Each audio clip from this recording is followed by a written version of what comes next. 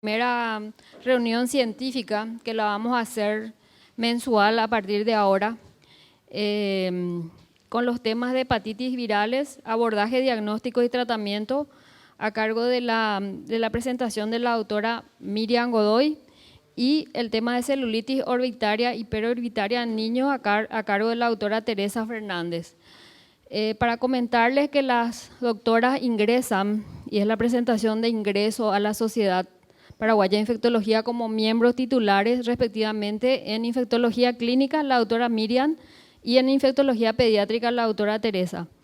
También quiero comentarles que están con nosotros infectólogos que son los que van a coordinar esta presentación.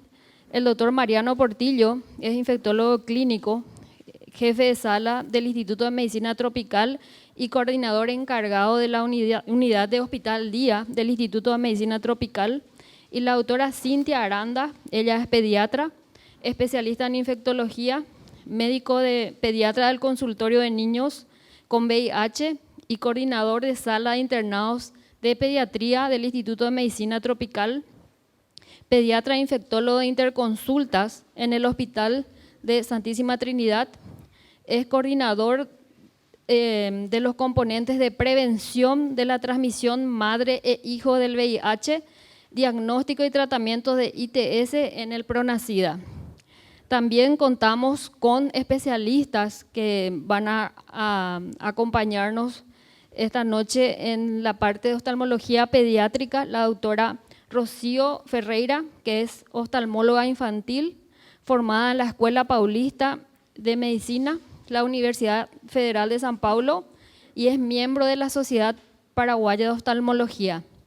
Y el doctor Marcos Girala, que es gastroenterólogo, especialista en hepatología por la Universidad de Navarra de Pamplona, España, pero que se disculpó con nosotros porque ayer hubo trasplante múltiple y el trasplante hepático, él es el coordinador prácticamente en el Hospital de Clínicas y está en estos momentos con el paciente que presenta algunas complicaciones, entonces pide disculpas y también nosotros le hacemos llegar sus disculpas al auditorio. Y bueno, como el primer tema, entonces la doctora Miriam Godoy, adelante. También agradecer al Laboratorio Zaval por prestarnos su casa y también decirles que tenemos una transmisión en vivo por la tecnología digital a través del Facebook, a través de la página de la Sociedad Paraguaya de Infectología. De repente si le quieren avisar a sus compañeros. Sí. Buenas noches a todos. Una vez más agradecer en nombre de la Sociedad Paraguaya de Infectología la presencia de todos ustedes. Sin duda da realce a este tipo de eventos. Entonces, para comenzar el primer tema, que va a estar a cargo de la doctora Miriam Godoy. Ella es médica cirujana, egresada de la Facultad de Ciencias Médicas de la Universidad Católica de Villarrica. Es exresidente de infectología clínica en el Instituto de Medicina Tropical y actualmente es encargada del departamento de hepatitis, sífilis y otras infecciones de transmisión sexual en el PRONACIDA. Médico infectólogo del Hospital Geriátrico del IPS. Doctora, adelante. Buenas noches. Vamos a hablar un poco de hepatitis, a pasar algunas historias clínicas y después a tratar de ver, yo más que nada, como soy funcionaria de salud pública, entonces la idea es también ver de ese ámbito y tratar de saber qué es lo que estamos haciendo en este momento referente a las hepatitis virales que son de transmisión sexual como la B y la C. Bueno. La primera historia clínica es un paciente de 20 años, procedencia de la zona central, que viene remitido del Hospital de Clínicas con antecedente de sensación febril, náuseas, coloración ictérica de piel y mucosas de una semana de evolución. Trae resultados de estudios que se realizó ya en el Hospital de Clínicas, con una hemoglobina de 13.4, plaquetas 120.000, neutrófilos 50%, linfocitos 42%, sus resultados referentes a la hepatitis,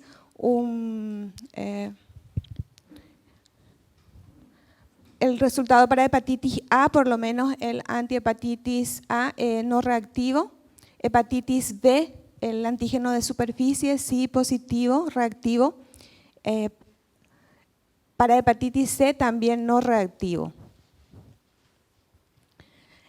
El core IgM para hepatitis B es reactivo, VIH 1 y 2 y el antígeno P24 no reactivo. Tiempo de protrombina 28.5 y 27% de actividad. GOT, GPT elevados, bilirrubina total también, a expensa de la directa, 8.50, el suero ictérico y una fosfatasa alcalina de 192. Según informes del Hospital de Clínicas, la ATP de 27% es tras la carga de vitamina K que le realizaron en ese servicio, por lo que solicitaron la medicación para este paciente. Entonces vemos que es un paciente que está con un cuadro agudo de hepatitis B y con un problema de transaminasas elevadas y también un problema en el tiempo de coagulación. Por lo que se le entregó para inicio de tratamiento tenofovir 300 miligramos día para el mejor manejo del cuadro. Bueno. La segunda historia es de un paciente de 52 años, procedente de la zona central también. La fecha de notificación, este paciente sí fue notificado su caso al Ministerio de Salud. Él viene primero al consultorio de Pronacida del IMT. Su motivo de consulta fue pérdida de peso. Él refiere que hace 1 año, 5 meses, había donado sangre para un familiar enfermo y después de eso le avisaron del banco de sangre que tenía resultado para hepatitis B reactiva. Por lo que le solicitan ahí que recurra a algún laboratorio para completar estudios. Entonces, la primera consulta en el IMT viene y se realiza. Él trae un resultado del 2017, consultó en el 2018, en julio del 2018, entonces 1 año después trae un resultado que ya viene un antígeno de superficie reactivo y un core total reactivo. Ese mismo día se le realiza un test rápido para hepatitis B que da un resultado reactivo. Entonces, 1 año después del primer resultado. Test rápido para VIH no reactivo. En ese momento él negó sensación febril, dolor, náuseas, vómitos y no se constató alteraciones ictericias en piel y mucosa. En esa consulta se le solicita su antígeno E, carga viral para hepatitis B, una ecografía abdominal y laboratorio de rutina que incluía hepatograma.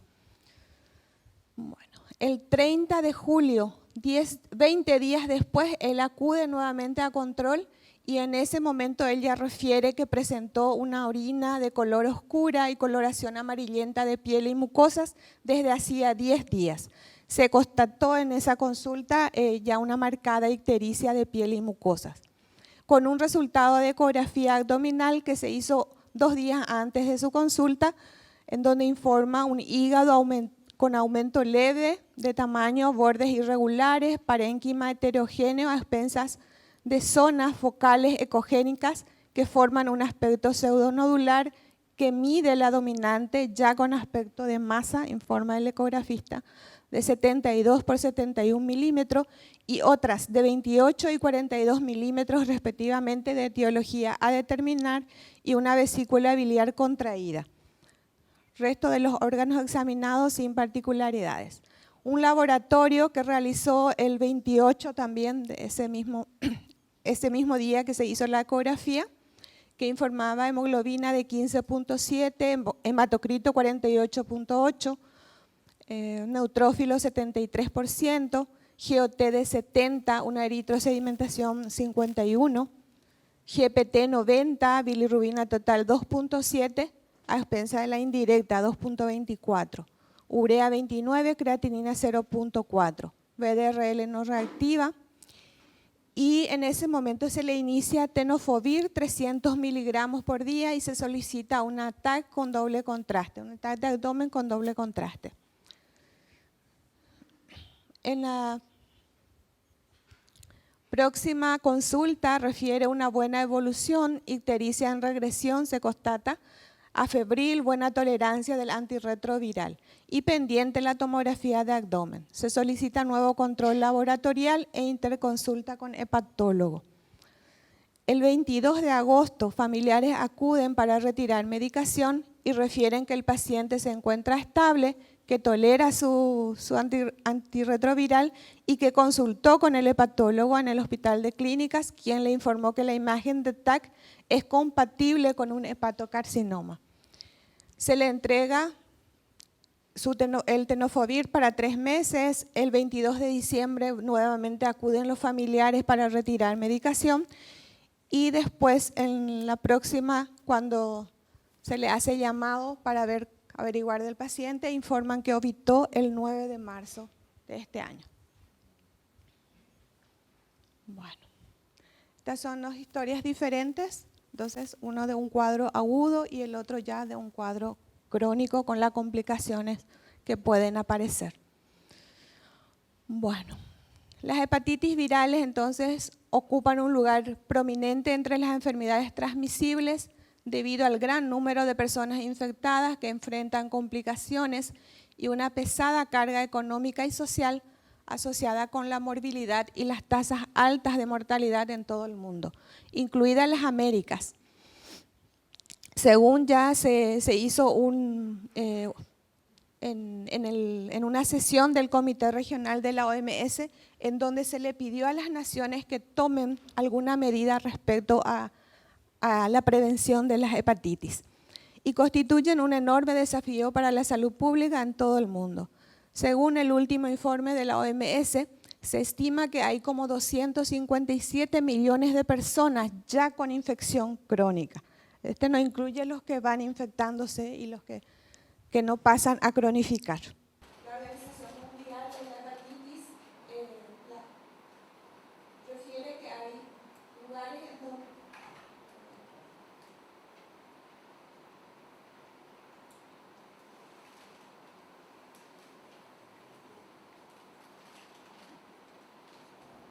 en donde la prevalencia es mayor. En varios países el porcentaje de la prevalencia en la población general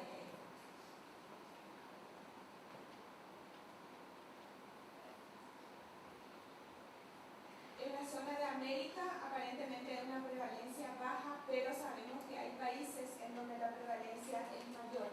En Brasil, por ejemplo, según el informe de la Secretaría de Vigilancia de la Salud de Brasil, el informe epidemiológico sobre hepatitis que ellos comunicaron, porque en Brasil se hizo el Congreso Mundial de Hepatitis en ese año.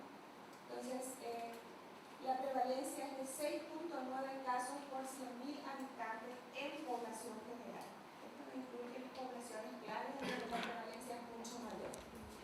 En nuestro país, en el 2017, cuando se empezó a hacer los estudios, cuando se empezó a hacer los test rápidos, se tuvo una prevalencia baja de 6.826 pruebas realizadas en la población general, resultaron positivas 51, 0.74%. La infección es, como en todos los otros países, se produce más en jóvenes y adultos jóvenes y se presenta mayoritariamente en hombres.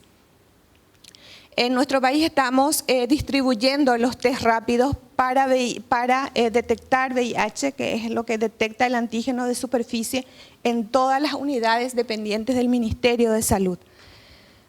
Acá las notificaciones, y de hecho las hepatitis virales son de notificación obligatoria, eso sabemos, ¿no? Entonces las notificaciones, empezamos a trabajar distribuyendo los test rápidos y pidiendo las notificaciones. 2017, en gestantes tuvimos 15 notificaciones. 2018 ya tuvimos 61 notificaciones. En otras edades, En 2017 tuvimos 11 notificaciones, 8 en varones y 3 en mujeres. Y en el 2018 ya tuvimos 100 notificaciones, 75 en varones y 25 en mujeres. Entonces, el tipo de vigilancia entonces, es universal, todo caso reactivo debe ser notificado, es de notificación obligatoria entonces. Ya sea para el ministerio, para los servicios públicos y privados. Bueno, el agente causal sabemos que es un virus que actualmente lo que se está estudiando son los distintos genotipos que tiene. Sabemos que en nuestra zona los genotipos más comunes en la zona de Centro y Suramérica es el genotipo FIH.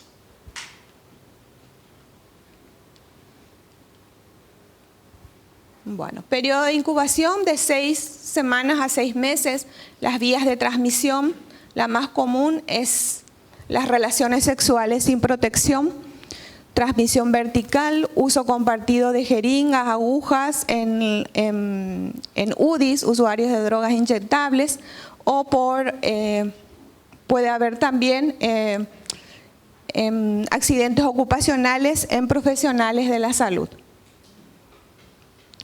Cuadro clínico, la infección aguda generalmente es asintomática, más del 60%, con síntomas leves y hasta formas fulminantes y mortales de necrosis hepáticas aguda. Los casos sintomáticos generalmente tienen un comienzo insidioso, anorexia, molestias abdominales, náuseas, vómitos. La tasa de mortalidad en pacientes hospitalizados es de 1.1% y más alta en mayores de 40 años. La infección fulminante se suele observar también en gestantes y recién nacidos expuestos. La infección crónica, entonces, puede darse en 90% de los recién nacidos y menores de 1 año infectados. Entonces, el recién nacido cuya madre tiene hepatitis B y nace con el virus, tiene un porcentaje muy grande de ir a la infección crónica, de hacer esta etapa crónica. Por eso es lo que estamos trabajando mucho con gestantes para tratar de evitar esta transmisión vertical. En 30% de los niños infectados menores de 5 años y en 2 a 6% de las personas adultas infectadas. El riesgo de óbito por cirrosis y o carcinoma hepatocelular es de 15 a 25% de los que pasan a la infección crónica. Bueno.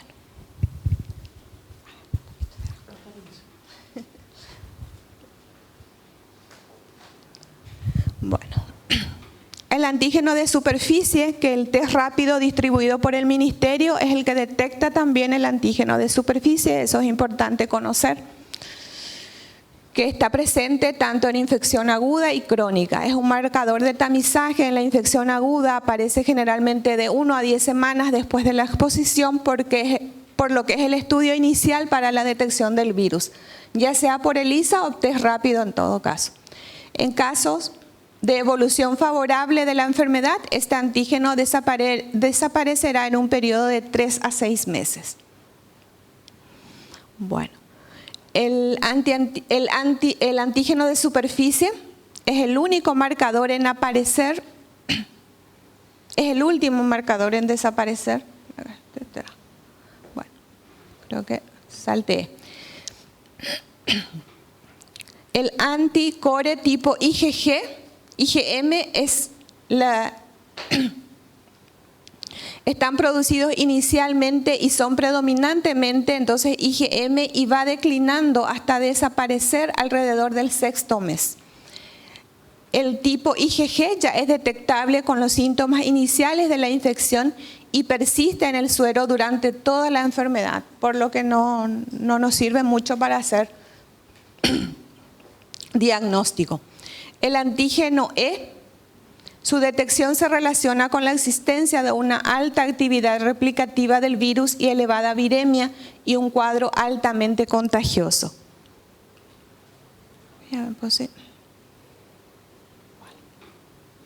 Entonces, tenemos el anticore tipo IgM, que es el primero que aparece.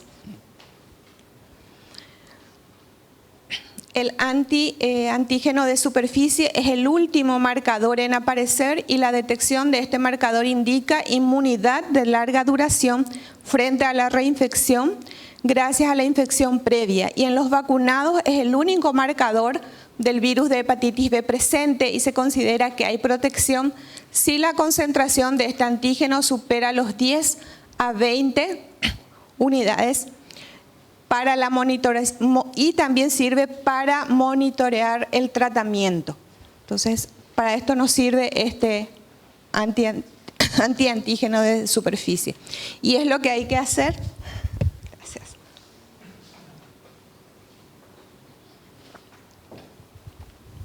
Hay que solicitar cuando no estamos seguros de si nuestra vacunación es eficaz o no. Bueno. Y la carga viral permite definir la presencia de la infección, dar un seguimiento del tratamiento y su eficacia es además el mejor predictor de la progresión a cirrosis y carcinoma y puede ser medido por PCR, ADN e hibridación. Bueno, estos son nuevos estudios que se están desarrollando. Este es un estudio que hicieron en Colombia. Entonces, para tratar de ver, compararon métodos de PCR con métodos cuantitativos comerciales y para ver cuál de ellos puede ser más económico y se puede utilizar en poblaciones de escasos recursos. Y los biosensores que permitirían una detección más eficaz ante muestras de baja concentración viral. Los métodos rápidos, entonces, basados en el antígeno de superficie como herramienta útil para el diagnóstico en zonas remotas o de bajos recursos.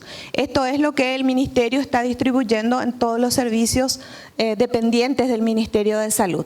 Y es para población, para toda la población, no solamente para gestantes. Bueno, como resultado de los estudios que se realizaron en julio del 2018, se encontró que la sensibilidad de las pruebas rápidas para el diagnóstico está por encima del 93%, con una concordancia con la prueba del test de ELISA de 70% hasta 100% en hepatitis agudas. En hepatitis crónica el nivel de sensibilidad y especificidad es un poco menor, de 70% más o menos. Pero igualmente nos sirve muchísimo para la primera detección. Bueno.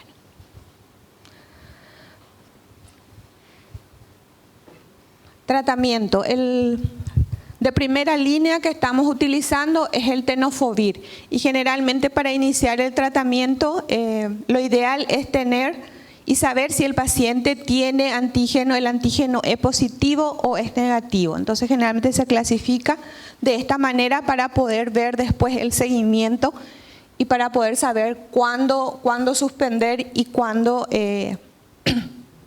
hasta cuándo dar la medicación. Entonces 300 miligramos día, 6 a 12 meses, hasta 12 meses después de la seroconversión y generalmente la recomendación es hacer un monitoreo del fósforo, perfil renal mensual al inicio, después puede ser cada 6 meses. En pacientes entonces con antígeno E negativo, 300 miligramos por día indefinidamente o hasta la seroconversión del antígeno de superficie, hasta 12 semanas después de la seroconversión. El entecavir es otro de los medicamentos recomendados y generalmente la dosis es de 0,5 miligramos una vez al día hasta 12 meses después de conseguir la seroconversión. En los que tienen antígeno E negativo, indefinidamente también o hasta la seroconversión del antígeno de superficie. La desventaja es el costo y la disponibilidad. Por lo menos nosotros a nivel público todavía no tenemos. Lo que sí tenemos y se está utilizando es el tenofovir. El tenofovir alafenamide, que es el TAPS, que se puede usar en pacientes renales con con insuficiencia renal crónica y hepatitis B, es la recomendación. El interferón, que se puede utilizar en algunos pacientes. Generalmente, entonces, se recomienda en pacientes jóvenes con valores elevados de GPT, carga viral elevadas, algunas veces en cargas virales también bajas. El monitoreo intratratamiento, generalmente se debe realizar una determinación cuantitativa de la carga viral previo al tratamiento. Esa es la recomendación. Una vez iniciado el tratamiento, se debe controlar cada 6 meses los niveles de carga viral, transaminasa, fósforo, función renal, así como el antígeno de superficie y el antígeno E. Están después los criterios de respuesta, que está la respuesta bioquímica, que es la normalización del GPT, respuesta virológica, la carga viral no detectable, y puede haber después algunos problemas que se puede ir presentando con el correr del tratamiento. Bueno, las hepatitis agudas. No está indicado el tratamiento farmacológico específico, sí un tratamiento de soporte para proteger el hígado de un daño mayor. Sí, en caso de hepatitis aguda grave se trata. Hay que establecer los criterios de gravedad, como la disminución del TP, control del TP, evaluar a las 72 horas, si disminuye, hacer prueba de vitamina K, una dosis por día, por 2 días, si mejora, entonces generalmente no es insuficiencia hepática. En casos también está recomendado si hay una ictericia marcada y persistente por más de 4 semanas, y si es hepatitis aguda fulminante, por supuesto, no hay duda. Bueno, el objetivo del tratamiento en la hepatitis crónica es lograr la supresión sostenida de la replicación viral, la remisión de la enfermedad hepática y prevenir la progresión a cirrosis o a carcinoma hepatocelular. Entonces, generalmente el criterio entonces es una carga viral mayor a 2000, transaminasas elevadas, y una lesión hepática, ya sea por ecografía, por tomografía, por biopsia, por elastografía.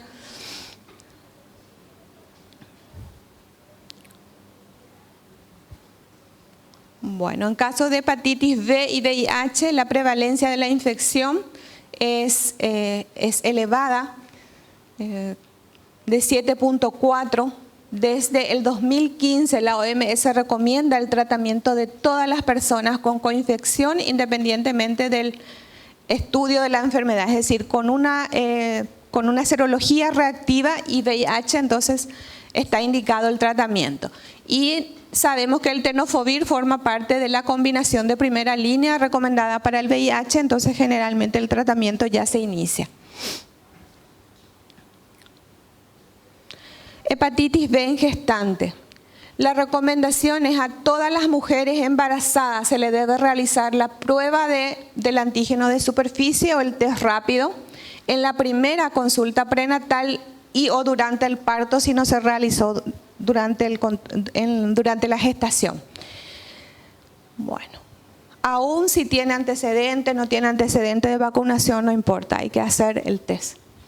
El riesgo de transmisión vertical es de 70 a 90% cuando hay replicación viral y un antígeno de superficie positivo, o cuando la carga viral es igual o mayor a 2000. El recién nacido expuesto se recomienda la aplicación de la inmunoglobulina específica y la vacunación dentro de las 12 horas de vida. Esto es lo que estamos logrando a partir del 2017, desde agosto del 2017, en donde con más insistencia se está implementando esto en todos los servicios del país. Bueno, todo recién nacido debe recibir la vacuna dentro de las 12 horas de vida y luego completar el esquema según el esquema de PAI. Y el personal de salud y población clave es en donde hasta ahora por lo menos esta es la recomendación del Ministerio de Salud. Entonces recién nacido, personal de salud y población clave, clave dice. Población clave que ya saben que son los hombres que tienen sexo con hombres, los usuarios de drogas intravenosas. y la vacuna es efectiva para la prevención en un 95%. Entonces, por eso todos los personales de salud tenemos que tener nuestras vacunas completas. Y si no, entonces pedir el antiantígeno de superficie para ver si realmente tenemos la inmunidad contra la hepatitis B o no. Bueno, actualmente también estamos trabajando con la hepatitis C. La hepatitis C no es tan frecuente como la hepatitis B, pero no hay vacuna contra la hepatitis C. Entonces, contra la hepatitis B sabemos que hay vacuna. Es una infección, generalmente es de transmisión sanguínea, casi todas las transmisiones ocurren por vías parenterales. El virus de la hepatitis C no se transmite de manera eficiente a través del sexo, pero también se transmite. Los factores de riesgo para contraer la infección son el uso de drogas inyectables, tener varias parejas sexuales, es decir. Sin embargo, los datos indican que puede ocurrir la transmisión sexual, especialmente entre personas con infección por VIH, donde se vio un aumento progresivo de la incidencia de la infección aguda por el virus de la hepatitis C, o entre mujeres heterosexuales infectadas con VIH y hombres HSH. Generalmente es un cuadro clínico insidioso, muchas veces no se puede distinguir clínicamente la infección si es por hepatitis B, si es hepatitis C o A, ¿verdad? El periodo de incubación generalmente es de 2 semanas a 6 meses, con un promedio de 6 a 7 semanas.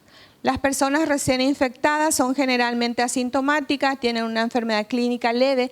La infección crónica se desarrolla en el 70-85% de las personas infectadas. 60-70% de las personas infectadas crónicamente pueden desarrollar enfermedad hepática activa. Y la mayoría de las personas infectadas no son conscientes de su infección porque no son clínicamente enfermos. Sin embargo, las personas infectadas sirven como fuente de transmisión a otros y están en riesgo de enfermedad hepática crónica. Bueno, el diagnóstico, la detección de anticuerpos anti-hepatitis C con una prueba serológica revela la infección. Si los anticuerpos antivirus de la hepatitis C son positivos, para confirmar la infección crónica se necesita una prueba que detecte el RNA del virus. Esto es porque un 15 a 45% de las personas infectadas por el virus de la hepatitis C eliminan espontáneamente la infección mediante una respuesta inmunitaria, sin necesidad de tratamiento, y aunque ya no estén infectadas, seguirán teniendo los anticuerpos antivirus de la hepatitis C positivos.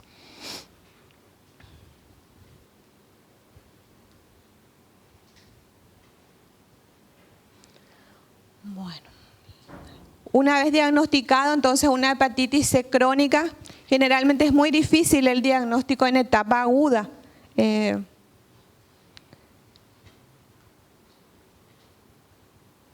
Bueno, solicitar entonces el antivirus de la hepatitis C si es reactivo, estudiar la carga viral, si es detectable, entonces es un caso confirmado. No detectable, es una enfermedad resuelta, una infección resuelta. En caso de no reactivo, entonces se descarta. En caso de que la carga viral sea detectable, generalmente lo que se solicita es la genotipificación, porque sabemos que hay 6 genotipos y que pueden haber variabilidad en esto. Porque en nuestro país, hasta el 2017, lo que más se tenía era el genotipo 1 y 4, creo que se encontró. Pero entre los pacientes con VIH. Pero en el 2017 tuvimos un brote en un centro de hemodiálisis en donde varios pacientes se infectaron con hepatitis C y el genotipo era el 2. Entonces era totalmente distinto a lo que teníamos anteriormente. Bueno. La terapia antiviral apunta a inhibir la replicación del virus, erradicar la infección y mejorar la historia natural de la enfermedad. La OMS recomienda ofrecer tratamiento a todos los individuos diagnosticados con virus de la hepatitis C y que tengan una edad igual o superior a 12 años con independencia del estadio de la enfermedad. El gran avance en el conocimiento del ciclo vital del virus y de las características estructurales de las proteínas han estimulado y facilitado el desarrollo de los nuevos agentes antivirales de acción directa, que son los que actualmente se utilizan. La OMS recomienda el uso de los antivirales de acción directa pangenotípicos para el tratamiento de las personas con infección crónica por el virus de la hepatitis C de edad igual o superior a 18 años. Bueno, estos son los medicamentos recomendados. Entonces, adultos sin cirrosis, el sofosbuvir, velpatasvir por 12 semanas. Sofosbuvir, daclatasvir 12 semanas. Y el glecapravir o pilbremtasvir 8 semanas. Entonces, son los nuevos antivirales de acción directa. La hepatitis C, una vez diagnosticado, y si estamos seguros que es una hepatitis C crónica, porque viste que si se detecta en la etapa aguda, hay que esperar también 6 meses para volver a hacer el estudio y para saber si cronificó o no, si la carga viral sigue siendo detectable.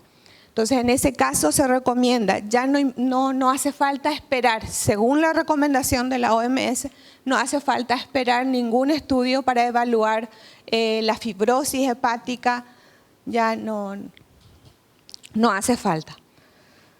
Bueno, esa es la recomendación.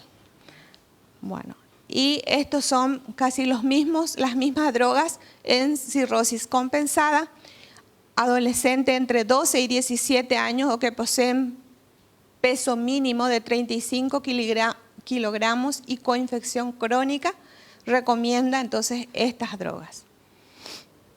El sofosbuvir con levetiracetam o con ribavirina, que es el único tratamiento anterior que sobrevive. En los niños de menos de 12 años con infección entonces crónica, la OMS recomienda aplazar el tratamiento hasta los 12 años, dejar de utilizar esquemas que contengan interferón. El uso de pautas de tratamiento pangenotípico hace innecesaria la determinación del genotipo antes de iniciar el tratamiento.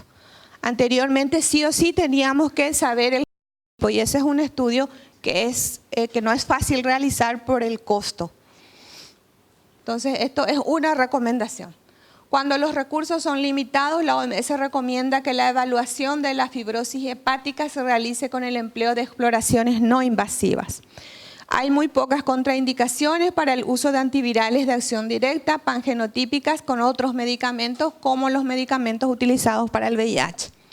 El tratamiento entonces con glecapravir, pilbremtasvir es eficaz contra la infección para los 6 genotipos principales en las personas con enfermedad renal crónica, que es lo que ahora mismo el programa está viendo a través de la OPS para estos pacientes que fueron infectados con los pacientes hemodializados. Bueno, entonces no hay vacuna disponible y la profilaxis es la protección.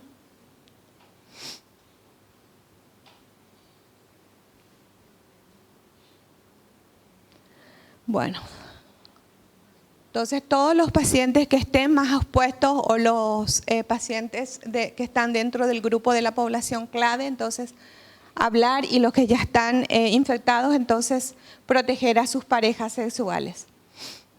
Durante el embarazo, la detección de rutina no está recomendada, a no ser que la embarazada, la gestante, sea de esa población clave. Todas las personas con infección por VIH deben someterse a exámenes serológicos en la evaluación inicial y si es positivo debe recibir el tratamiento. Bueno, hasta ahí. No sé si tienen o las preguntas.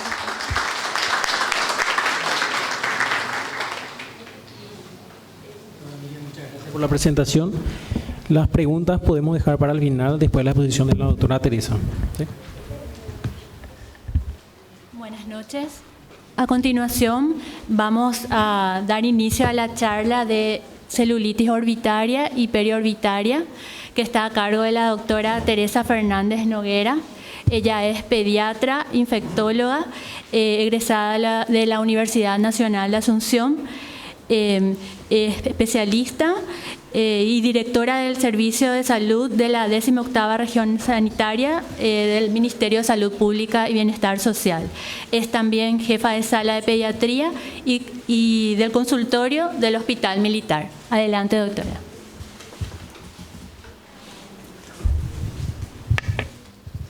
Muy buenas noches a todos. El tema del cual voy a hablar es celulitis del área orbitaria en niños.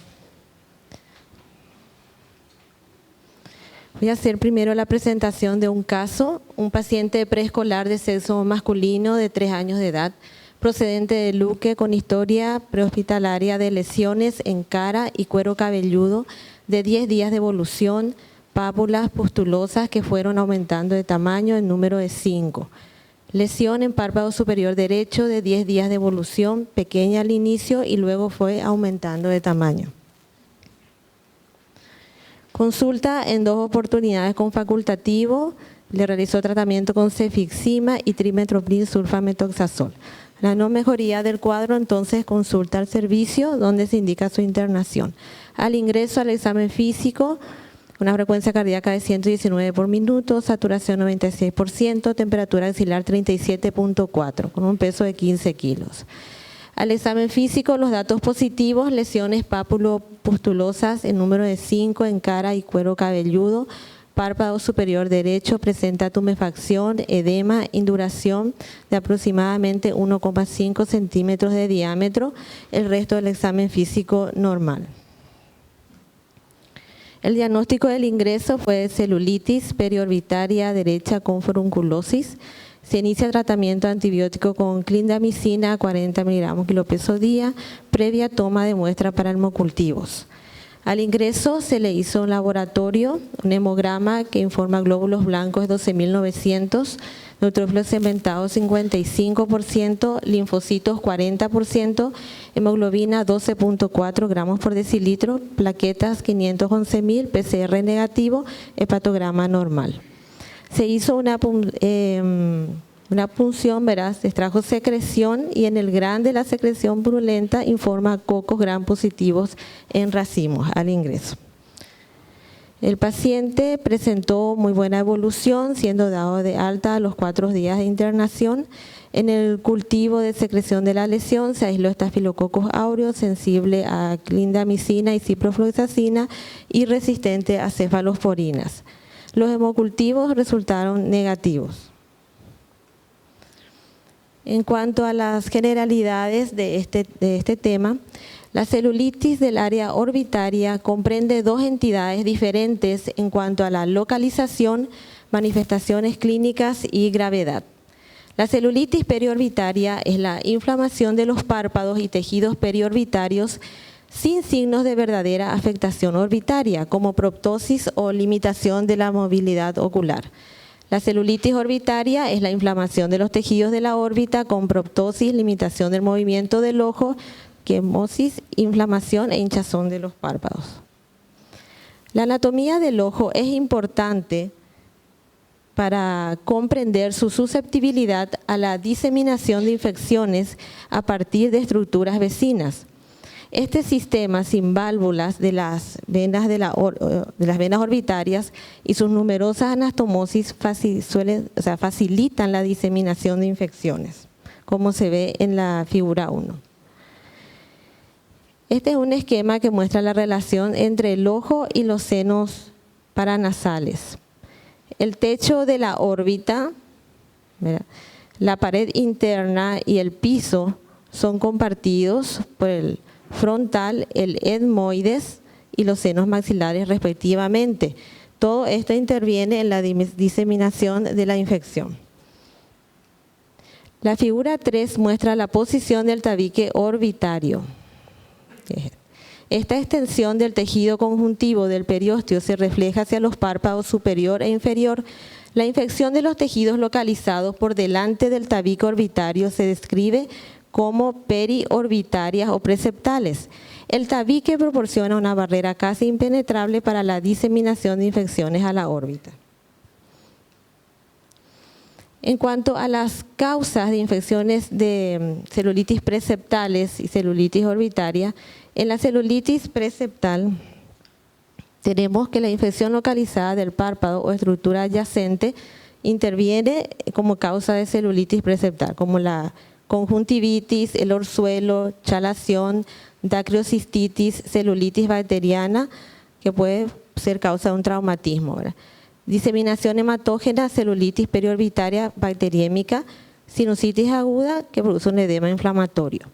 Cuanto a las causas de celulitis orbitaria, tenemos la sinusitis aguda en primer lugar, un absceso subperióstico, absceso orbitario, trombosis del seno cavernoso, que es lo que puede producir esto. Puede también presentarse por diseminación hematógena a través de una endoftalmitis, inoculación traumática por una endoftalmitis. En cuanto a la etiología, la celulitis preceptal o periorbitaria es producida generalmente, ¿verdad?, por el Staphylococcus aureus, Streptococcus pyogenes, a partir de un foco externo, Streptococcus pneumoniae, a través de la bacteremia, hemófilos influenza tipo B, que sí los casos producidos por hemófilos influenza tipo B han disminuido después de la aparición de la vacuna, pero igual no tenemos que olvidar que el hemófilo influenza tipo B tiene un rol facilitador para la infección por otros patógenos.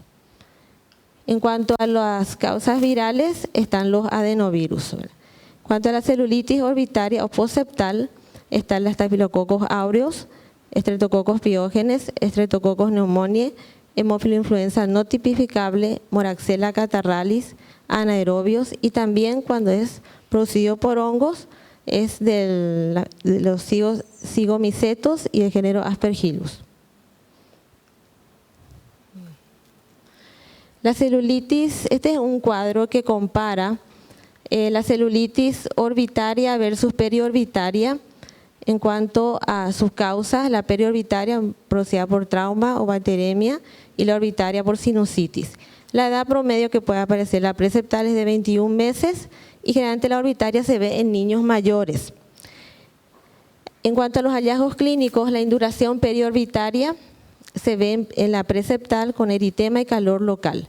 En cambio, en la orbitaria se ve proptosis, quemosis, oftalmoplejía. En cuanto al germen, en un caso de traumatismo puede ser producido por Staphylococcus aureus, Streptococcus del grupo A, bacteremia, Streptococcus pneumoniae. En la orbitaria, Streptococcus pneumoniae, hemófilo influenza no tipificable, Moraxella catarrhalis, Staphylococcus aureus, Streptococcus pyogenes y anaerobios.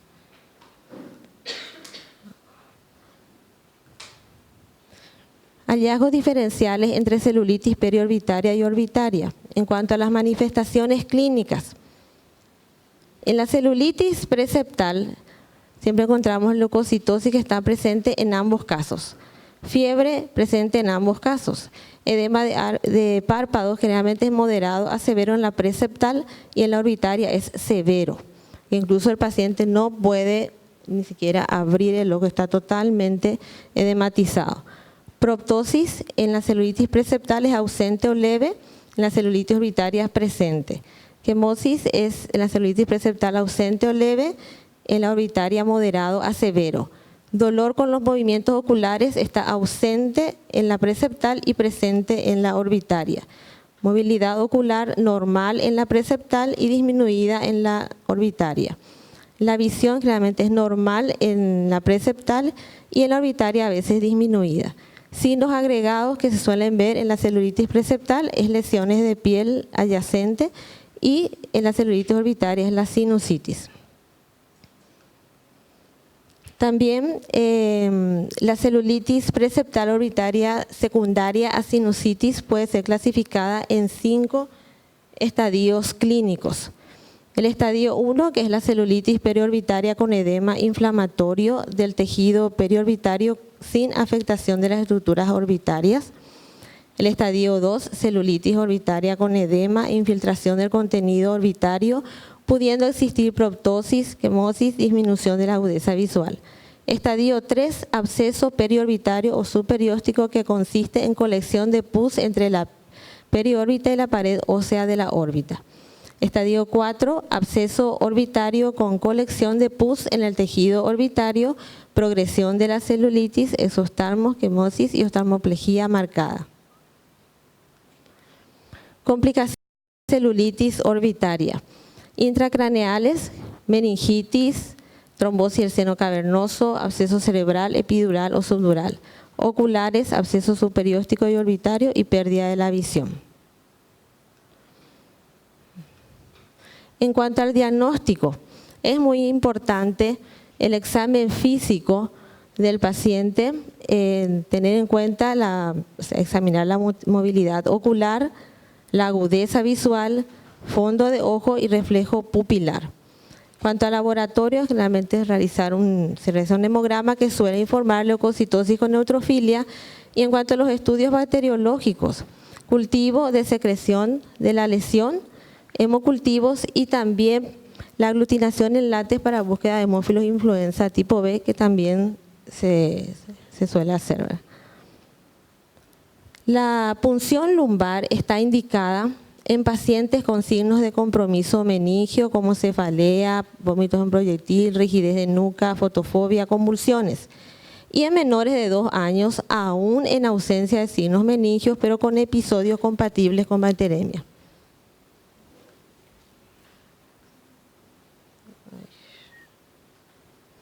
Los estudios radiológicos incluyen radiografía de senos paranasales y de la órbita, la tomografía axial computarizada, que es el mejor estudio en el sentido de que hay una correlación, ¿verdad?, entre las imágenes que nosotros podemos ver en la tomografía computarizada con los estadios de la celulitis orbitaria que ya había citado yo anteriormente, ¿verdad? Por eso es muy importante conocer bien estos estadios. La resonancia magnética y la venografía orbitaria también se puede utilizar. Diagnósticos diferenciales de la celulitis preseptal y orbitaria. Tenemos el retinoblastoma o rhabdomiosarcoma, también las reacciones alérgicas, trombosis aséptica del seno cavernoso, la dacriocistitis, la conjuntivitis neonatal y el pseudotumor orbitario inflamatorio idiopático. En cuanto al tratamiento, un paciente que tiene criterio de internación, el tratamiento empírico inicial se debe hacer teniendo en cuenta varios puntos. En primer lugar, los agentes etiológicos, que yo ya los nombré, el patrón de resistencia local en cuanto principalmente al neumococo y el estafilococos aureus, que sabemos que nosotros en el Instituto de Medicina Tropical, por ejemplo, ya hay una resistencia mayor del 60% del estafilococos aureus a la penicilina. Localización, también hay que tener en cuenta si es periorbitaria u orbitaria. Y en cuanto a la orbitaria, tener en cuenta los antibióticos que pasan la barrera hematoencefálica. En cuanto a la periorbitaria, se utilizan las cefalosporinas de tercera generación, cefotaxima y ceftriaxona, asociada a clindamicina. En cuanto a la orbitaria, cefalosporinas de tercera generación, más vancomicina a dosis meningias, más metronidazol. Corticoides sistémicos en celulitis orbitaria, si es recomendable o no, ¿verdad? Es controvertido, pero es útil, porque la respuesta inflamatoria puede beneficiarse con la asociación, pero a los antibióticos adecuados. No se han observado efectos adversos en resultados de estudios prospectivos aleatorios. O sea que es una opción, pero falta más investigar sobre ese punto. Y ya está. Muchas gracias.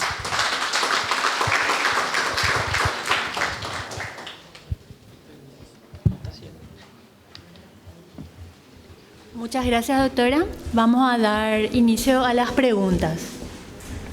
¿Algo del auditorio? Si el auditorio tiene alguna pregunta. Doctora Elena Candia, por favor.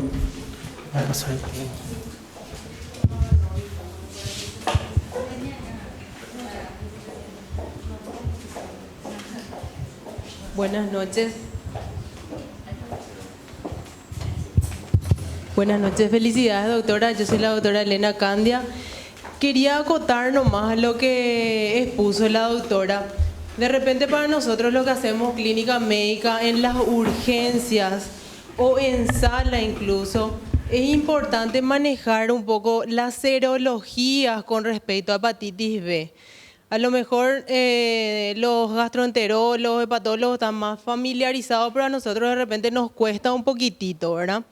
Entonces, para aclarar, generalmente puede tardar entre 1 a 6 semanas en aparecer el antígeno de superficie. Entonces, cuando tenemos un paciente con hepatitis aguda y sospechamos que podría tratarse de una hepatitis B, ¿qué serología tenemos que pedir? En primer lugar, el antígeno de superficie, que nos indica que está con una infección aguda probablemente, y el antígeno E, que inmediatamente después aparece. Aparte de eso, el anticore. El anticore IgM es el primero en aparecer. Entonces, básicamente para que podamos tener una idea de lo que está ocurriendo con un paciente con una hepatitis aguda, esas 3 serologías no pueden faltar. También es importante, porque a veces nosotros recibimos pedidos de interconsulta por motivo de consulta, serología positiva para hepatitis B. Y nos vamos y nos encontramos que son pacientes que tienen serologías positivas, pero a consecuencia de la vacunación, ¿verdad? El anti-HBs es consecuencia de la vacuna, ¿verdad? Y el anticore nos muestra que hubo una infección por el virus B. Entonces, eso nomás quería acotar para que quede bien claro. Entonces, cuando estamos frente a un paciente en quien sospechamos hepatitis aguda y sospechamos que puede ser una hepatitis B, entonces le pedimos antígeno de superficie, antígeno E y anticore. IgM mejor, ¿verdad? Y ya en etapas crónicas, ahí sí vamos a tener ya una seroconversión y podemos tener el anticore IgG, ¿verdad? A nosotros nos sirve muchísimo esa serología porque evaluamos pacientes portadores de hepatitis B crónica que están asintomáticos y al hacerle un screening para descartar infecciones latentes, esa es la serología que nos marca que el paciente tuvo en algún momento hepatitis B. Pero el paciente está asintomático, con sus se curó solo probablemente. Esa serología es parecida a la FTA-ABS del paciente con sífilis, que prácticamente va a estar positiva. El core IgG, cuando hay eso, eso generalmente persiste ya por siempre y no sirve para diagnóstico. Ese significa que estuvo en contacto con el virus, pero ya no sirve como diagnóstico. Así como sabemos que el test rápido de la sífilis, para la detección de la sífilis, que es treponémico, y la FTA-ABS son parecidos. Por eso nomás comparo para tratar de tener algo más. Entonces, para cerrar, ¿verdad? Paciente con hepatitis agudas, le pedimos antígeno superficie, antígeno E y anticore. Eso como primera medida. Y en pacientes, ¿verdad?, que queremos saber si tuvo en algún momento, entonces ahí le pedimos el anticore IgG. Y para saber el estado vacunal del paciente, el anti-HBs, ¿verdad? Esas son las cosas básicas que tenemos que manejar a la hora de sospechar que un paciente puede ser portador de hepatitis B, aguda o crónica. Gracias, doctora. Y recuerden que el test rápido es antígeno de superficie. mide el antígeno de superficie, el test rápido que tiene el ministerio y que seguramente van a encontrar por ahí que van a venir los resultados, porque eso hay acá en Asunción, en todos los servicios del país hay.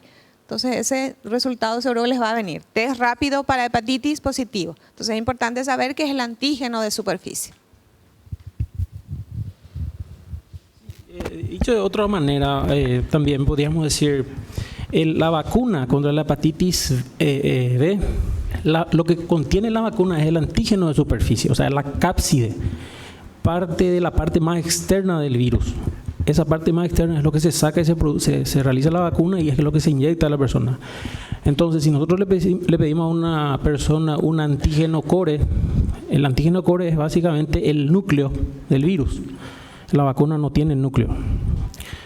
Tampoco tiene el antígeno E, que es la parte genómica del virus. Tampoco tiene, o sea, si le hace un dosaje de antígeno E, no vas a encontrar en un paciente vacunado. Tampoco vas a encontrar el antígeno core, que es el antígeno del núcleo, podríamos ser lo mismo, ¿verdad? Solamente se encuentra el antígeno de superficie del virus, ¿verdad? Entonces, en un paciente con antígeno de superficie positivo, que es lo que realizan los vacunados, queremos saber si es secundario a la vacunación o a una infección. Entonces ahí se pide el antígeno core, que es el antígeno del núcleo, que en una vacuna no existe. Sí existe en el virus vivo entero que infecta a la persona, ¿verdad? Y así como dijo la doctora, el antígeno core de tipo IgM significa que es una infección reciente, y un antígeno core IgG ya es una infección tardía. Y el antígeno E positivo y una replicación viral alta y alto riesgo de contagio, ¿verdad? Y algo que también es importante, que siempre preguntan un poquito y comparan mucho con el virus del VIH, ¿verdad? Sabemos que el virus del VIH normalmente en superficies no dura mucho tiempo, a diferencia de la hepatitis B, que sí perdura mucho tiempo en el ambiente, o sea, sigue siendo peligroso, alta contagiosidad, ¿verdad? A diferencia de del virus del VIH, ¿verdad? Y el virus de la hepatitis C, que prácticamente de transmisión oral sexual es muy baja, muy raro. Entonces, y la hepatitis A, que saben, es transmisión fecal oral, ¿verdad? Sí. Con los hemoderivados. Entonces, la hepatitis C es lo que se transmite.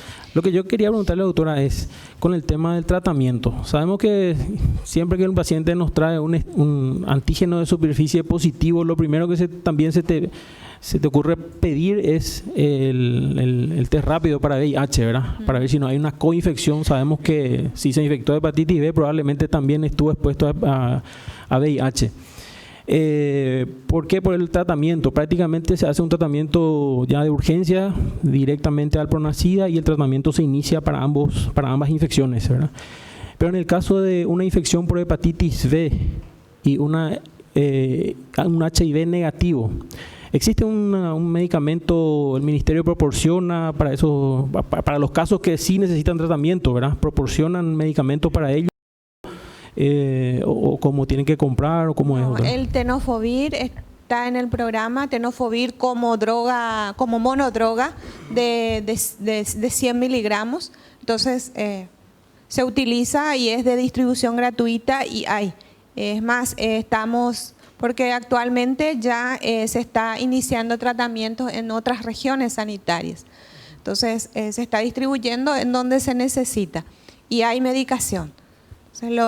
Pero la recomendación es ver los criterios de inicio de tratamiento, porque lastimosamente en el 2007 tuvimos muchos casos de hepatitis aguda sin afectación grave de hígado, que fueron tratados, que se iniciaron tratamiento.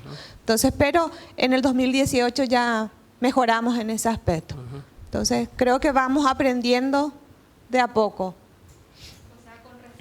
Tratamiento, lo que hay que aclarar entonces, que en una hepatitis B aguda, sin criterios de gravedad, que vimos que era el TP sobre todo, y la ictericia persistente, y sobre todo los valores elevados, entonces no es indicación de tratamiento. Entonces, y la carga viral es otra de las interconsultas que solemos tener como infectólogo, ¿verdad? Una hepatitis, o sea, un antígeno de superficie, y la indicación así es para que nos digan dónde vamos a enviar carga viral. ¿Cuándo pedimos carga viral y que en el programa, cómo enviamos al hacer la notificación o consulta con el hepatólogo? O sea, ese manejo, sobre todo la pregunta suele ser el resultado positivo y pensar en carga viral. En una hepatitis aguda que te viene con un antígeno de superficie, un core IgM positivo, con enzimas hepáticas elevadas, no está recomendado pedir la carga viral. Entonces hay que hacer el seguimiento de ese paciente en 24, 72 horas, depende de cómo está el paciente, entonces se piden nuevos controles y se va viendo.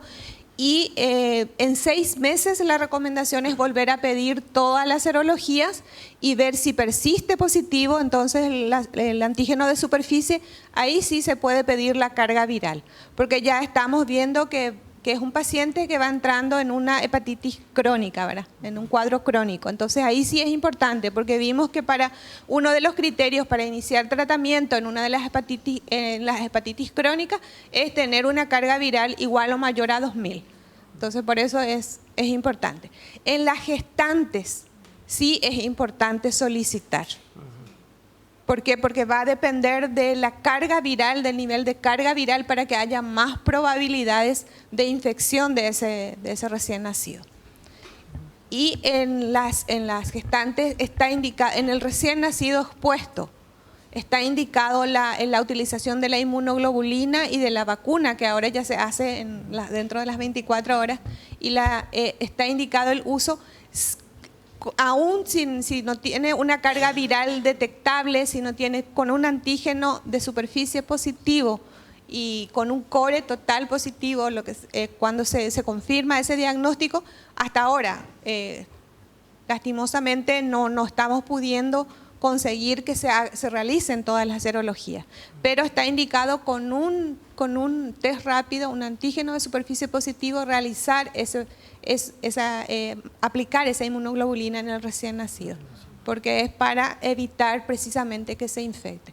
Y si la mamá se puede detectar dentro de la gestación la carga viral, es lo ideal. Y si hay necesidad de tratamiento, se trata. Unas palabritas nomás con respecto a una experiencia que tuvimos nosotros en el IPS con una gestante ya en trabajo de parto, con un antígeno de superficie positivo y antecedentes de ictericia incluso, o sea, hizo hepatitis aguda en algún momento de la gestación. Entonces, saber y conocer que hay un sistema de respuesta rápida del programa ampliado de inmunizaciones, en el cual hay un número de urgencia del PAI que es 24 horas y se puede solicitar la inmunoglobulina. O sea, eso está disponible y está, a ver si la doctora Cintia nos puede dar más. Realmente lo ideal es identificar a la gestante que tiene una hepatitis B, ¿verdad? Como para tener a mano tanto la vacuna como la inmunoglobulina y para poder administrarlo en la brevedad posible. Sabemos que la administración solo de la vacuna dentro de las primeras 24 horas, lo ideal las primeras 12, disminuye la transmisión materno-infantil de la hepatitis B en un 75%. Y la inmunoglobulina solo disminuye la transmisión en un 71%. Si combinamos ambas, podemos disminuir en más de un 95%. Y eso tiene un impacto muy grande, porque el niño en un 90% va a cronificar, y este niño que cronifica otra vez tiene una alta posibilidad de ir a la cirrosis o al carcinoma hepatocelular. O sea, un niño escolar ya va a estar con una insuficiencia hepática que ya no vamos a poder resolver. Y nosotros tenemos a nuestra mano una forma de poder prevenir esto. Entonces es importante la identificación de la gestante, si se puede antes, si no en el momento del parto, y contar con las vacunas de inmunoglobulina. El PAIC tiene esto, entonces es importante saber que se puede llamar, ¿verdad? Y que se puede administrar la inmunoglobulina, si se puede, hasta los 3 días, pero el tiempo que se puede recibir es hasta los 7 días postnatales. ¿Qué tal, doctora? Yo quiero hacerte también una pregunta, así para el auditorio. ¿Cuándo se interna una hepatitis B? ¿En qué caso? ¿Cuáles son los criterios de internación para un paciente con hepatitis aguda B? Bueno, el criterio de internación sería una hepatitis aguda grave, ¿verdad? Dentro de las que consideramos grave y que necesita un control, como dijimos, en 24, 48, 72 horas. Al menos si el TP está con problemas, entonces es importante la internación. De hecho, para un mejor control. Y por supuesto, las agudas fulminantes sí o sí, ¿verdad? Pero generalmente este paciente, por ejemplo, el primero que presenté es un paciente que estaba internado. Un paciente que presentó un problema de TP prolongado. Sí.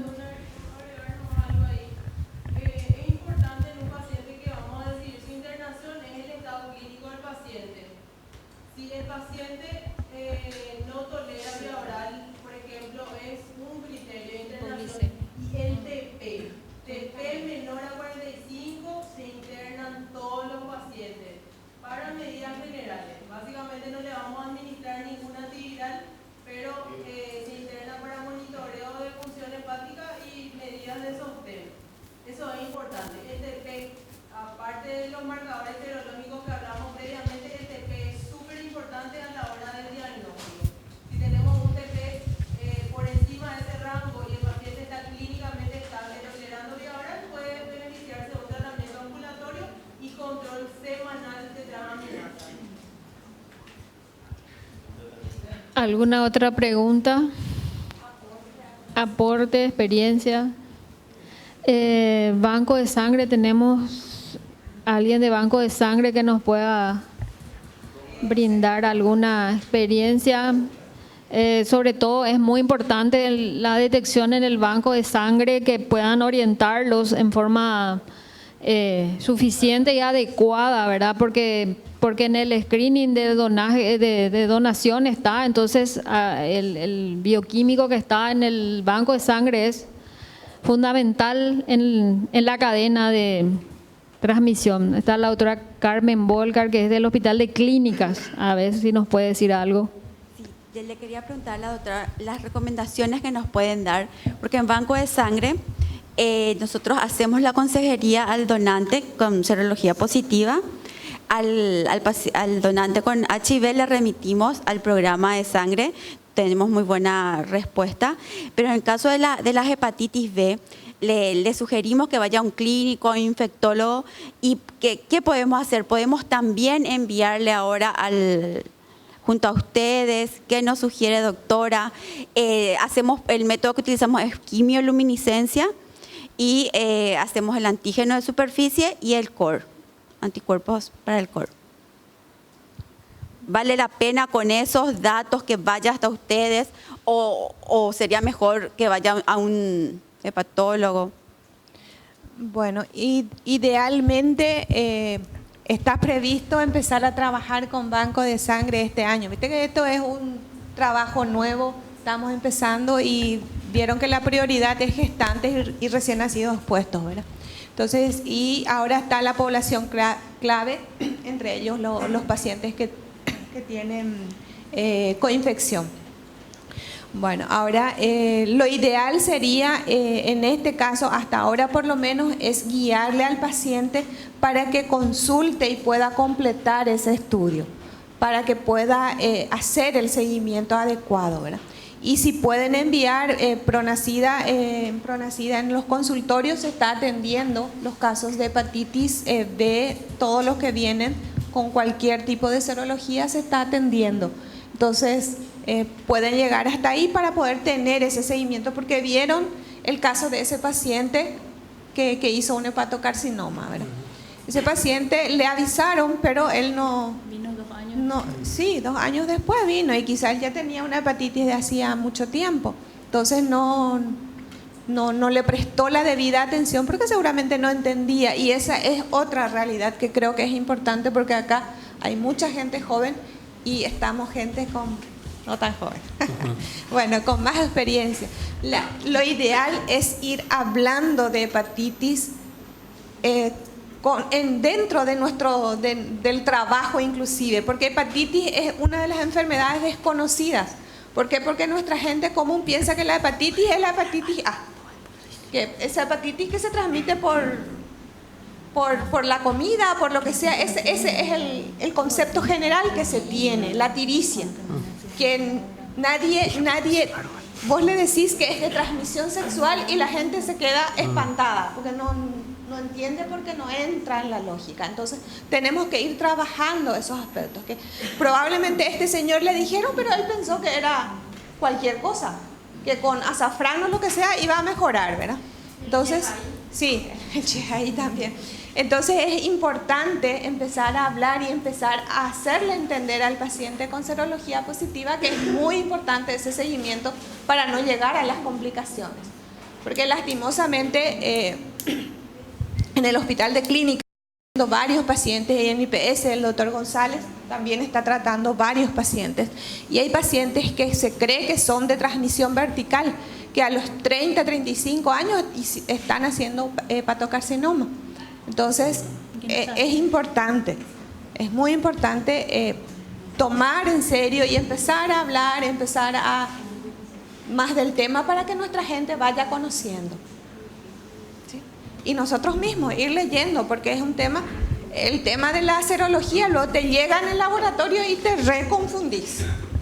Los especialistas seguramente ya no, ¿verdad? Pero para nosotros, los comunes, no es fácil. Te llega un estudio, un resultado de laboratorio y te confundís. Cosa que no pasa con hepatitis C, porque es mucho menos complicado. Entonces, el dosaje de antígeno de superficie que se puede hacer en un privado, a veces en el ministerio no contamos, ¿verdad? Y si aparece el test, se va muy rápido, ¿verdad? Se pueden hacer, es barato, el beneficio que uno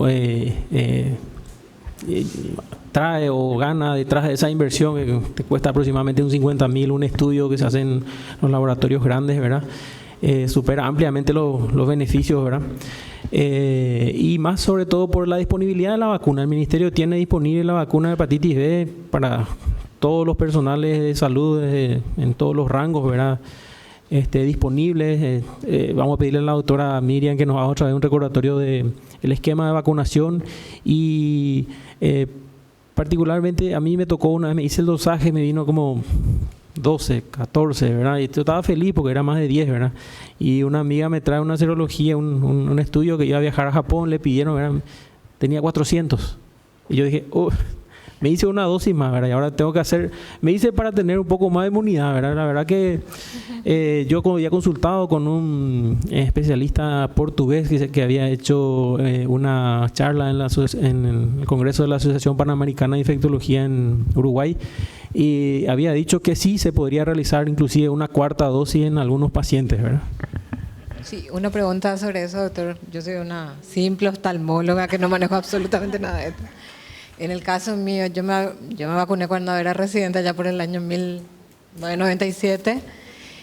Nunca más me vacuné, nunca más me hice dosaje serológico. Entonces, ¿cada cuánto tendríamos que hacernos el dosaje serológico para saber si tenemos el nivel elevado, o sea, el nivel adecuado de anticuerpos? Sobre todo si no tuviste un esquema completo. Me hice las 3 dosis. Y en el esquema regular es 0, o sea, hoy, a los 1 mes y a los 6 meses, ¿verdad, doctora? Y sí, a los 6 meses posterior a la última vacunación se hace el dosaje. Y en base a eso vemos, ¿verdad?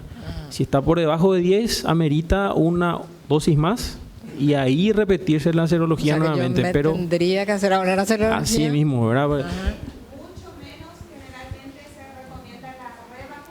Todo el esquema. Pero solamente se puede hacer en 2 ocasiones. El esquema completo, en 2 ocasiones. O sea, hasta dos veces la inmunización. No hay una respuesta, sí. Y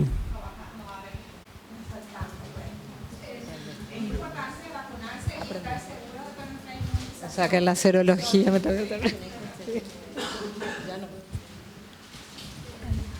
¿Alguna otra consulta sobre hepatitis?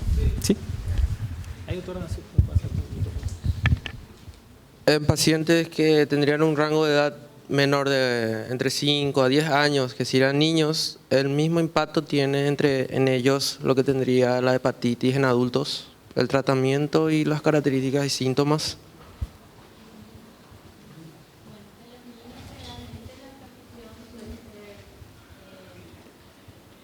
Infantil, ¿verdad?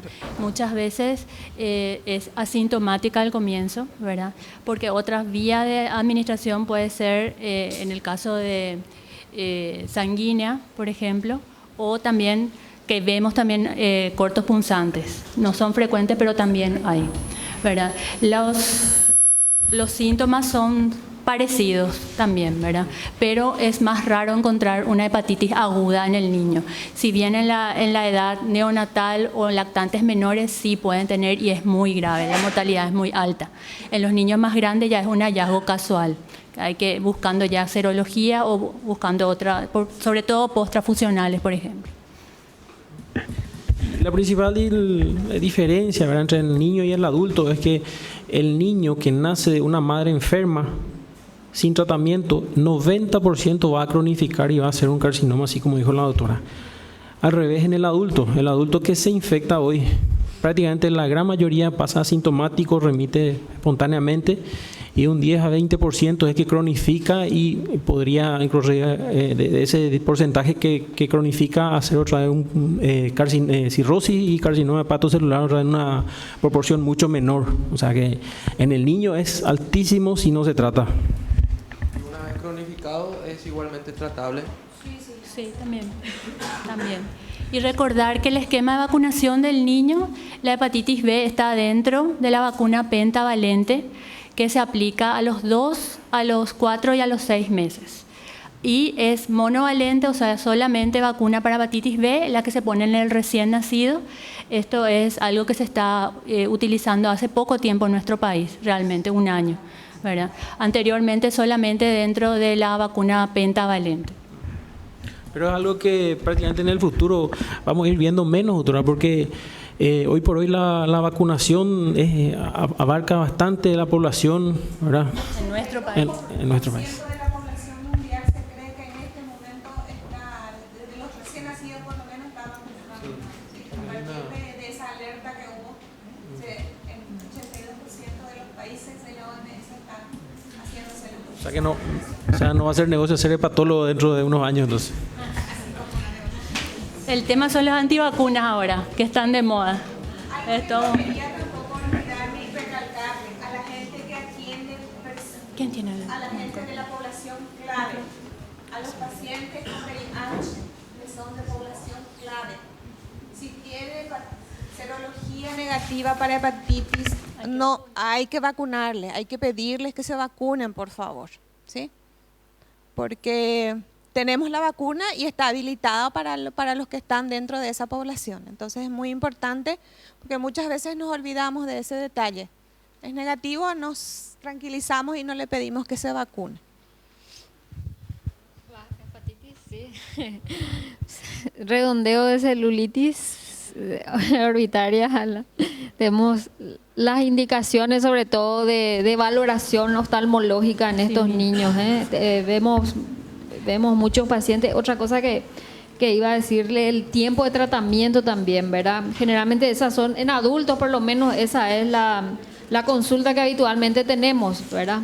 Y justamente ayer en el servicio de urgencia evaluamos un paciente que tenía una celulitis periorbitaria, pero que el paciente se le había ofrecido 14 días de antibióticos y él mejoró a las 48-72 horas y firmó su alta voluntaria y se retiró del hospital.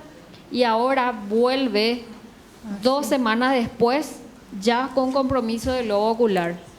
Entonces eso es habitualmente lo que vemos en adultos y bueno, y sobre todo insistir y el tiempo de tratamiento, a ver si nos pueden decir algunas cosas. En el caso de la edad pediátrica, la celulitis periorbitaria, sobre todo, es bastante frecuente en la consulta de urgencias, ¿verdad? Generalmente son niños preescolares o escolares y habitualmente está relacionado con una puerta de entrada. Puede ser algún traumatismo, algunas lesiones tipo furunculosis o también, ¿verdad? Lesiones a nivel por rascados, edemas que pueden ser alérgicos, son bastante frecuentes, ¿verdad? Y lo que es importante para nosotros es identificar si es una celulitis preseptal o ya es una celulitis orbitaria, porque el manejo es diferente, el pronóstico es diferente. Muchas veces lo que vemos es el edema, ¿verdad? Bipalpebral, y una cosa importante es el dolor del globo ocular y la movilización del ojo.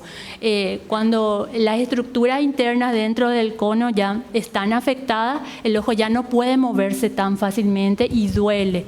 Esa es la diferencia que vemos con lo es periorbitaria nada más, ¿verdad? Entonces, muchas veces eso tiene un pronóstico mejor, mejora rápidamente con el antibiótico. Como son chicos pequeños, se suelen internar, ¿verdad? Y se hace tratamiento antibiótico endovenoso. Para recalcar nomás que es sumamente importante el manejo multidisciplinario de oftalmólogos, infectólogos, pediatras, otorrinos muchas veces, y de acuerdo a la puerta de entrada de esa celulitis, ¿verdad? Y así como dijiste, doctora, nosotros vemos en la mayoría de los niños, el 80-90% de los casos son celulitis preseptales o periorbitarias. Yo nomás quería, las conductas que nosotros llevamos a cabo, ¿verdad? Que nosotros internamos o solicitamos internación con el pediatra o el infectólogo a todos los niños menores de 5 años, ni por más que sea una celulitis preseptal, por el tema de que los niños niños menores de 5 tienen menor defensa, y así como dijo Teresa, la parte del drenaje venoso, que al carecer de válvulas es fácilmente, o sea, una preseptal puede evolucionar muy rápidamente a una complicación de una celulitis orbitaria. O sea, comportarse como una celulitis orbitaria siendo una celulitis preseptal. O sea, puede desarrollar una trombosis del seno cavernoso, puede desarrollar un cuadro meningio por la edad de esos niños. O sea, nosotros generalmente menores de 5, hablamos con los infectólogos, yo siempre hablo con infectólogos y pediatras para internar. Y en los casos de la celulitis orbitaria, sí, todos se internan para el tratamiento endovenoso. De 5 en adelante puede ser tratamiento ambulatorio. Yo siempre en contacto con o mi pediatra o mi infectólogo y evaluando todas esas cosas. Otra cosa que en niños mayores evaluamos es la agudeza visual, que cuando disminuye la agudeza visual ya es un indicativo de que esa celulitis está progresando, y el defecto pupilar aferente que nosotros realizamos en consultorio. Hay un trastorno del defecto pupilar, del reflejo fotomotor. Todos esos son indicativos: proptosis, quemosis, parálisis del tercero, del sexto, del quinto nervio. Todos son indicativos de que eso está evolucionando, ¿verdad? Y ahí lo que es importante es la internación para pedir todos los estudios, la ecografía, la tomografía, para evaluar si no hay abscesos. Y bueno, es muy, muy importante el manejo multidisciplinario.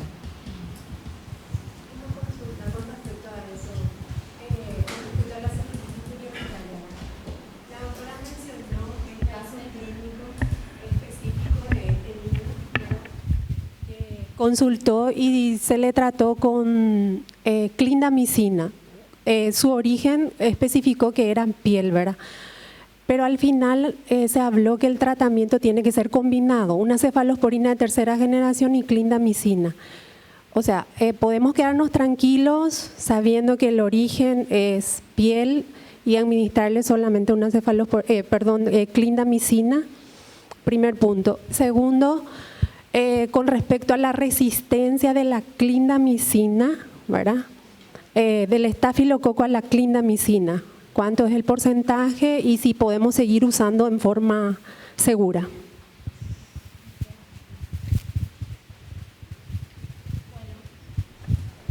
Generalmente hacemos un tratamiento combinado porque tenemos que cubrir estafilococos aureus y tenemos que cubrir también estreptopiógenes, ¿verdad?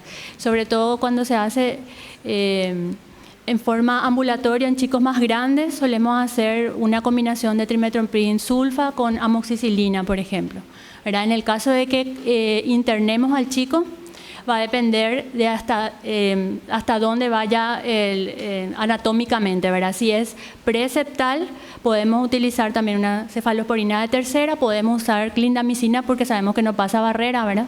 Pero teniendo esa salvedad. Y si es ya más grave, agregar vancomicina. La resistencia a clindamicina estamos viendo que está aumentando, están alrededor de un 30 o un 40% en el IMT. Si bien eso es muy preocupante porque cada vez nos quedamos con menos opciones de tratamiento ambulatoria, sobre todo para lo que sea piel y partes blandas. Para trimethoprim sulfa, por suerte todavía es bajo, creo que es menos del 5% y podemos usar todavía, pero para casos más graves no es una opción muchas veces, ¿verdad? Porque tendríamos que contar con formas endovenosas, ¿verdad? Que no tenemos siempre. Entonces, llegamos a usar vancomicina un poco más de lo que querríamos usar. En cuanto a la duración, va a depender de la gravedad, ¿verdad? Puede ser hasta una semana cuando es muy leve y eso puede ir mucho más de acuerdo a la afectación que tenga. Puede ser bastante larga, inclusive 2 hasta un mes, inclusive.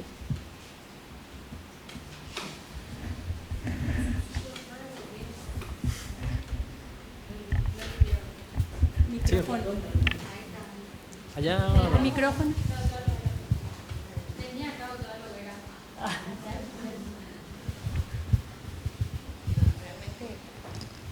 Con respecto a la última pregunta, así como se había dicho, realmente llama la atención el porcentaje, tener en cuenta la gravedad y según la semiología, ver si es preceptal y si es una orbitaria. Eso es un punto demasiado importante como para diferenciar el tratamiento. El segundo punto a tener en cuenta que ya se presentó es el ver si hay puerta de entrada o no hay puerta de entrada y ver el origen probable o sea, cuál fue el foco inicial.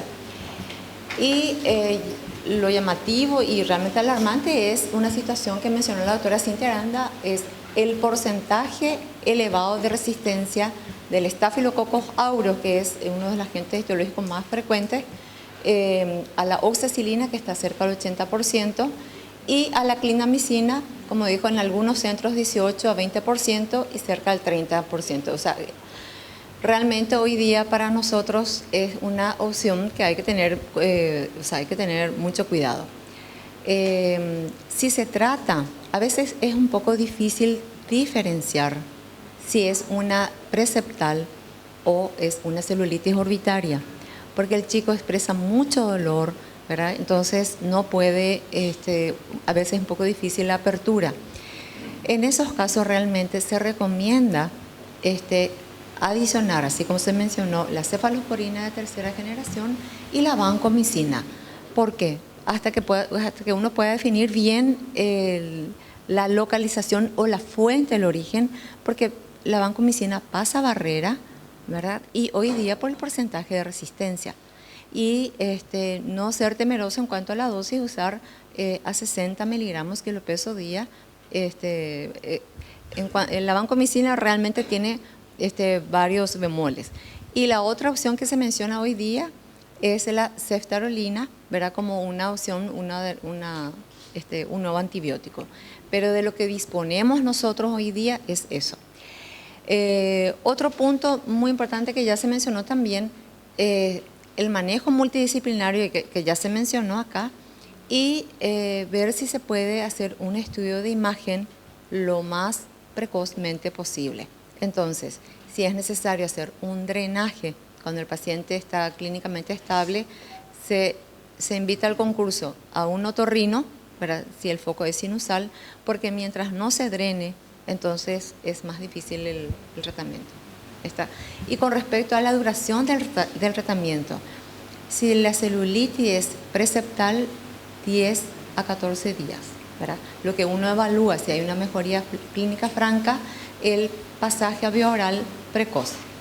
Si se trata de si el paciente se tuvo que haber hecho algún drenaje, realmente, si se trata de una orbitaria, el tratamiento generalmente es 10 a 14 días después del drenaje endovenoso. ¿Está? Y ahí abarca, ¿está? O sea, bueno. Entonces, ante la duda, si el paciente Sí. está así, está agudo, con dolor, Con dolor. no me equivoco si le hago dosis menor de antibióticos. Sin ninguna duda. O sea, mejor pecar a favor del paciente para que uno pueda, a veces pasa uno 48 horas sin poder dilucidar. Gracias, doctora Loera. No sé si hay alguna pregunta más. Para cerrar, realmente excelente el panel de debate. Muchísimas gracias a las disertantes y a los coordinadores, a la invitada, la doctora Rocío. Quiero pasar a entregar a la doctora Miriam Godoy, si alguien me puede sacar una foto. ¿Quién me va a sacar? ¿Vos sacás bien? Amanda, enfoca bien. Sí.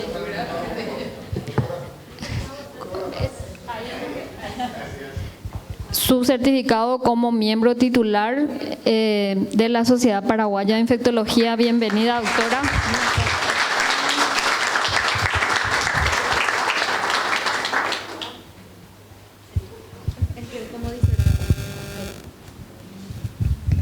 La doctora Teresa Fernández, bienvenida a la Sociedad Paraguaya de Infectología. Este es como disertante y este es como miembro titular.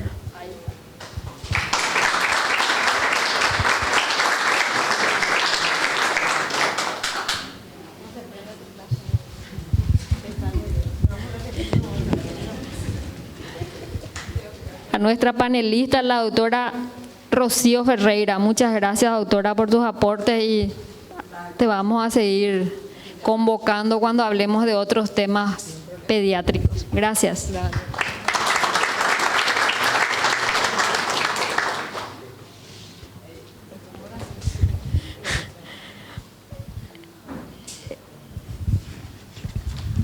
A la doctora Cintia Aranda. Gracias, doctora Aranda. Ella, colaboradora para la sociedad, como siempre. Y al doctor Mariano Portillo, secretario de actas. Secretario de actas de esta comisión directiva. Y bueno, gracias al Laboratorio Zaval. Y entonces, de ahora en más vamos a tener la transmisión vía Facebook. Pero no quiero que se queden en su casa a mirar. Vengan, por favor, porque siempre hay sorpresas al final, ¿sí? Muchas gracias a todos. Y su certificado, entonces, le va a llegar a su correo o cualquier cosa. Están reclamando si está mal el nombre o algo, siempre a la Secretaría. Muchas gracias.